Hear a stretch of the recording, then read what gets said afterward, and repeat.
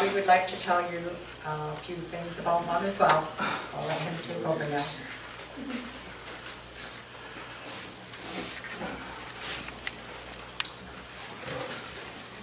Kind of slide this up, just like the way I'm just going to sit up here just because it's easier. I hurt my shoulder, I hurt my neck, so I'm a little out these days. So this is a little more comfortable for me to talk to you about my recollections of not my mother, not my mom, my ma. I called her Ma. Ma was all the time was calling her Ma. You know, when my mom was born, at that time, a time of a lot of struggling, not only for the First Nations, for the Indigenous people, but everybody is going through a lot of trials and tribulations at that time. So when she was born, it almost started off that life was going to be tough. And it was. And about 3 years ago, I'm a teacher. And 3 years ago, I think it was 3 years ago, Rhonda got invited to one of my grade 12 First Nations classes. And it was the first time that I heard her recollection of my ma growing up. And you know what? It was so different than me. It was so different than me. It seemed like there was a transition time in that time between our oldest brother Ron, late Ron, who's gone now, and between me there's quite a few years difference. So what I remember growing up is, I don't remember Ron being in the house ever. I don't really remember Rhonda being in the house. I remember Rod, our brother, being in the house a bit, but not so much. But I remember so many things growing up. I remember so many things like we all do about our moms, about our mothers. The struggles that they all went through. No matter if they're born in this country or born in another country. We all have those struggles. Whether it was poverty, or maybe it was something else. Maybe it was being built with that silver spoon. Those create problems also. But I remember being very, very young, and my mom loved many things that most ladies don't really like that much. It had a huge influence on me. My mom loved car racing. From when I was little, Mom and Dad took me to Westwood, out in Coca, which is gone now. Took me to Langley Speedway, took me to Mission Raceway. Had a huge influence on me. Dirt bikes. I got a dirt bike when I was my daughter's age. 7, 8 years old, getting a dirt bike. So you're getting her one, Robbie? Yep, Nope. sitting in her car. And you know what? I started racing dirt bikes. And when I raced dirt bikes, it wasn't kind of the suspected conclusion that most moms would have. I'd fall off and she would be like, "Are you okay?" It's like, "Get on the bike! You're falling behind." It was those things. My childhood memories of my mom going to White Rock.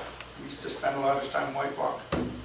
And this is where that thing changed whatever with my mom, where she never talked about those things of where she came from or where her family came from. But she did with me. I remember being very young, White Rock on the beach, and she'd point back to Semi-Ambu Reserve. It's where your cousins are from. Your cousins are living over there. I didn't know. Never went and visited them when I was young. Had a real good friend of mine named Arthur Lawson. They're from Campbell River, fishermen. My mom said, "You know what, you should go visit them, stay with them, visit them a bit." They only lived a couple blocks away, but I spent a lot of time with them. It was really, really important that I did that. So somewhere in that transition, there was something that came with her that kind of opened it up to me. Even traveling through Kamloops when I was young. My dad loved cars. I love cars. I got too many of them. My dad had a 54 Chrysler? 53 Chrysler. 53 Chrysler. I was little. Dark blue with red wheels. Red rims. We had a trailer, old trailer. we passed through Kamloops. My mom would say to me, "This is where I went to school up here." She'd never say where, but she said, "I went to school up here." Again, another transition in time, something that happened in between those things that happened. Now that I look back, and now that we know the impact of residential schools on the thousands and thousands of children that went through them for 115 years, I can see those signs, which impacted her with our family. My mom wasn't brought up by people that were her parents. She was brought up by people who had a different outlook on life. So even now, I remember those bedtimes when I was little. I never had the, bedtime was this for me. Robbie, brush your teeth, put your PJs on, go to bed. That was it. Not said in a bad way, but said very indifferently. Not much feeling. I didn't realize, until I was much older, that was that impact of the residential schools. Nobody tucked them into bed. Nobody gave them that nurturing. Nobody gave them that love, that caring, the kisses, which I do with my girls all the time.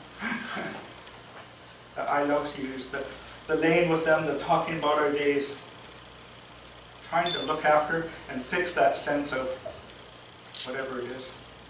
Trying to bring that sense of normality back, whatever that is. I don't even know what that is. I don't know if any of us know.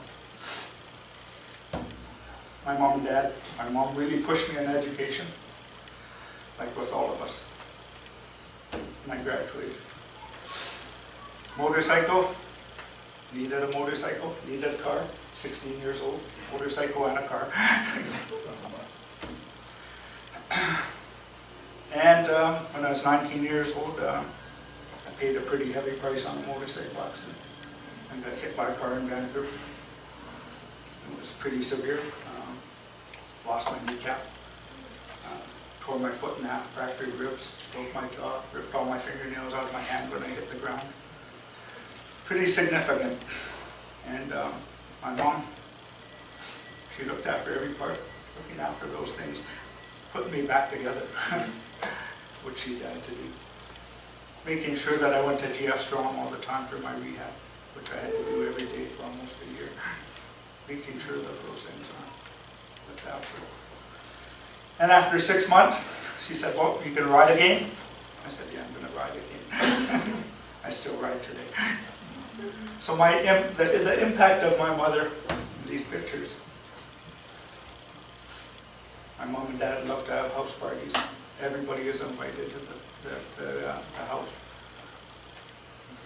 Definitely some wisdom behind that, right? You invite the neighbors, they're never going to get mad at you. So you invite the neighbors, you invited everybody. And I know my mom and dad cared about each other very much. And I remember being my daughter's age, and the party was over maybe 3 or 4 in the morning. Everybody was gone home. And I snuck around the corner, and the roll of carpet was still rolled up in the front room where they cleared it to dance all the time. Everybody was gone. And they were dancing. And they were dancing to one of my mom's favorite songs. Oh, What a difference a day makes.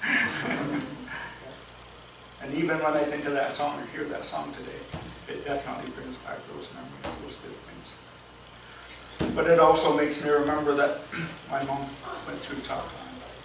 She went through tough times. And I'm sure she went through many of the abuses that we hear of today that have only been talked about in the last few years. So when Rhonda mentioned this tonight, a couple weeks ago, that you guys were going to do this, it's a very important thing. Not only the struggles of my ma, but the struggles of all of our mothers in here, all of our aunties, all of our grandmothers that went through so much, that sacrificed so much to bring us all here today. That's what it's all about. I was told a long time ago, it doesn't matter what you do when you're here on earth. It matters what you leave behind and who you leave behind. I really believe that. So again, I thank all of you